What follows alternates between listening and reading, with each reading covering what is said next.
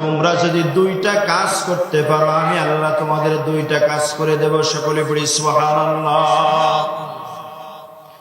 আল্লাহ রাব্বুল আলামিন ডাক দিয়ে বলেন, ইয়া আইয়ুহাল্লাযীনা আমানুত্তাকুল্লাহ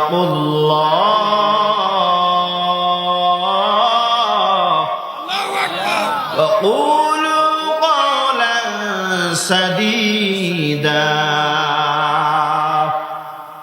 হে ইমানদারগণ, তোমরা যদি হক কথা বলতে পারো, আল্লাহর উপরে ঈমান আনো, আল্লাহকে ভয় করো, আর হক কথা বলতে পারো, সত্য কথা বলতে পারো, ওখানে আল্লাহ রাব্বুল আলামিন দুইটা আদেশ আমাদেরকে দিয়েছেন।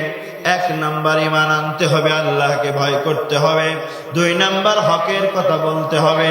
আর আল্লাহ বলছেন এই দুইটা গ্যারান্টি যদি তোমরা দিয়ে দাও আমি আল্লাহ তোমাদের দুইটা গ্যারান্টি দিয়ে দিলাম। কেমন গ্যারান্টি আমি আল্লাহ দেব? জাহানের ভয় নাই, মৃত্যুর ভয় নাই।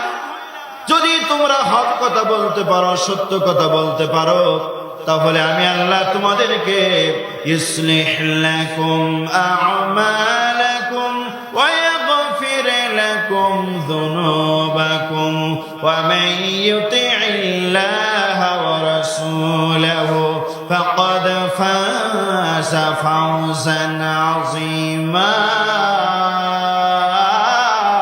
আল্লাহু আকবার। আল্লাহ রাব্বুল আলামিন ডাক দিয়ে বলছেন, ও বান্দা, তুমি যদি দুইটা কাজ করো আমি আল্লাহ তোমাদের দুইটা কাজ করে দেব।